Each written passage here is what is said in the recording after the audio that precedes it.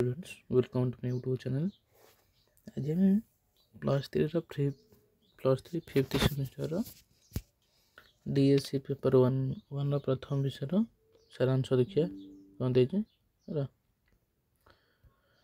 प्रथम पॉइंट देखे कौन स्थान भौगोलिक प्राधान्य और इतिहास सहित यार संपर्क ऐतिहासिक भूगोल तत्वर अवतरण करता है। द्वितीय देश ऐतिहासिक भूगोल लक्ष्य हूँ कौन से स्थान भूगोल को पुनर्गठन बा पुनर्लिखन करिया। अतीत ओडिशा ओड्र कलिंग उत्कल कलिंग तोसल कोशल एवं गंगद रूपे परिचित थिला। प्राचीन काल में गंगा ठार गोदावरी पर्यंत विस्तार कर उर्वर उपकूल अंचल एवं स्थल विशेष पर्वत एवं अरण्य अध्युषित अंचल कलिंग नाम परिचित थिला बोली कहला।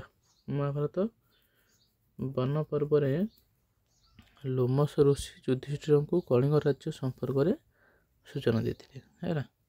कहते पौराणिक तथ्य अनुसार कलिंग उत्तर में गांगेय उपत्यका दक्षिण गोदावरी कूल पूर्व बंगोपसागर तल एवं पश्चिम आम्रकंठ पर्वतमाला पर्यंत परिव्याप्त थिला कलिंग।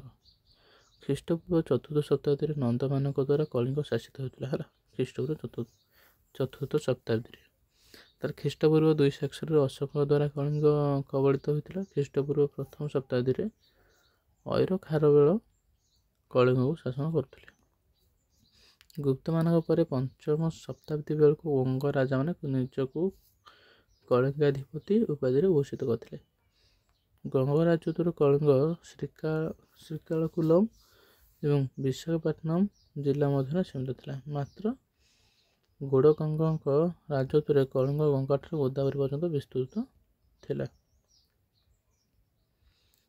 पुराण अनुसार उत्कलर उत्पत्ति वैवस्वत मनु सहित संश्लिष्ट थिला।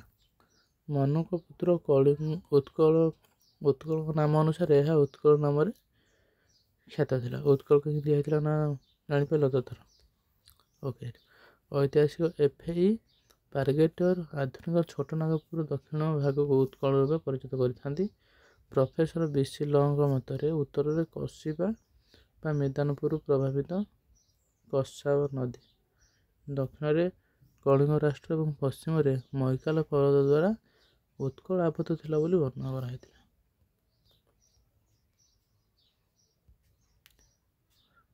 सोमदत्तम मैदानपुर अभिलेख उत्कल नाम स्थान पाई। 7th शताब्दी सोमवंशी शासक मान उत्कल राजत्व विषय आधार पट्टाभिलेख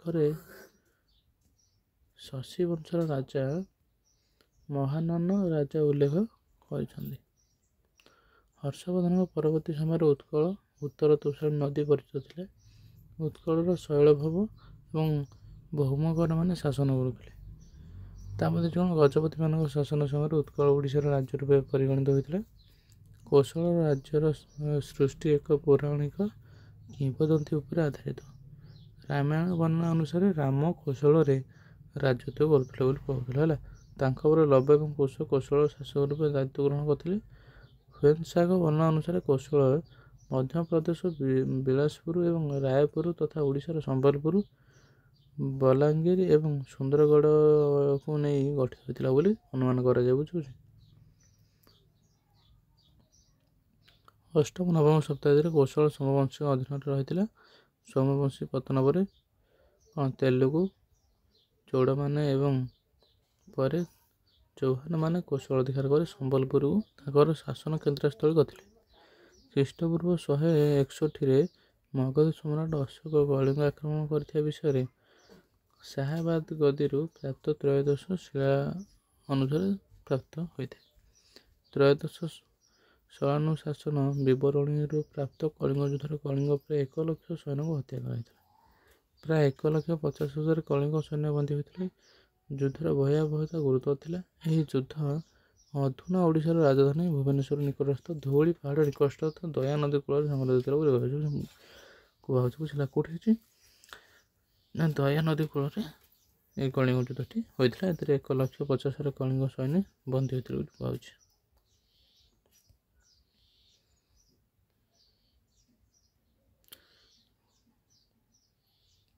କଳିଙ୍ଗ ଯୁଦ୍ଧର ଭୟାବହତା ଦେଖି ଅଶୋକ ଧର୍ମଗୁରୁ ମୋଗଲିପୁତ୍ର ତିସା ଅଥବା ଉପକୃତ ନାମକ ବୌଦ୍ଧ ସନ୍ନ୍ୟାସୀଙ୍କ ଠାରୁ ବୌଦ୍ଧ ଧର୍ମ ଗ୍ରହଣ କରି ଚଣ୍ଡାଶୋକରୁ ଧର୍ମାଶୋକ ପରିବର୍ତ୍ତନ ହୋଇଥିଲେ।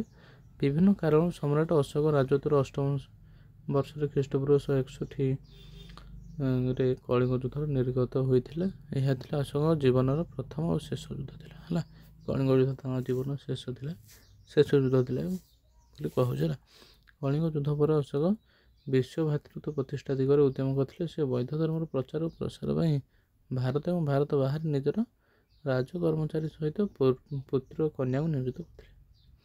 ଭୁବନେଶ୍ୱର ସ୍ଥିତ ଉଦୟଗିରି ହାତୀ ଗୁମ୍ଫା ଶିଳାଲେଖ ବର୍ଣ୍ଣନା ଅନୁସାରେ ସମ୍ରାଟ ଖାରବେଳ ଖ୍ରୀଷ୍ଟପୂର୍ବ ପ୍ରଥମ ଶତାବ୍ଦୀରେ ଓଡ଼ିଶାରେ ଶାସନ କରୁଥିଲେ। ଖାରବେଳଙ୍କ ବାଲ୍ୟକାଳ ସହିତ ତ୍ରୟୋଦଶ ବର୍ଷର କୃଷିର ନିରବଚ୍ଛିନ୍ନ ଭାବରେ ହାତୀଗୁମ୍ଫା ଶିଳାଲେଖରେ ବର୍ଣ୍ଣିତ କରାଯାଇଛି। ହାତୀଗୁମ୍ଫା ଶିଳାଲେଖରେ କ'ଣ ବର୍ଣ୍ଣନା କରାଯାଇଛି? ଖାରବେଳଙ୍କର ବାଲ୍ୟକାଳ ବିଷୟରେ ଲେଖା ହେଇଛି। ହେଲା,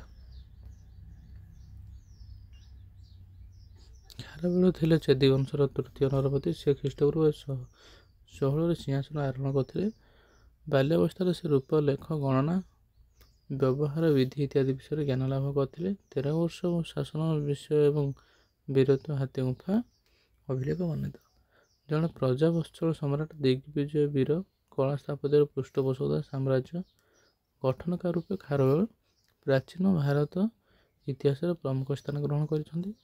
କଳିଙ୍ଗ ସମ୍ରାଟ ରୂପେ ମହାମେଘ ବାହନ ଖାରବେଳ ଚତୁର୍ଦିଗ ବିଜୟ କରି କଳିଙ୍ଗ ଅଧିବାସୀମାନଙ୍କୁ ବିଜୟ ଉଲ୍ଲାସ ପ୍ରଦାନ କରିଥିଲେ। ସେ ଜୈନ ଧର୍ମର ପୃଷ୍ଠପୋଷକତା ଲାଭ କରି ଏହାର ପ୍ରସାର କରିଥିଲେ। ବୁଝୁଛି, ଏଇଟା ହେଉଛି DSCP ପୂର୍ବାଣ ଫାଷ୍ଟ ସବଜେକ୍ଟ। କ'ଣ ଦେଖିବା ତାର ବିଷୟଟା ଦେଖିନାହାନ୍ତି ଆମେ।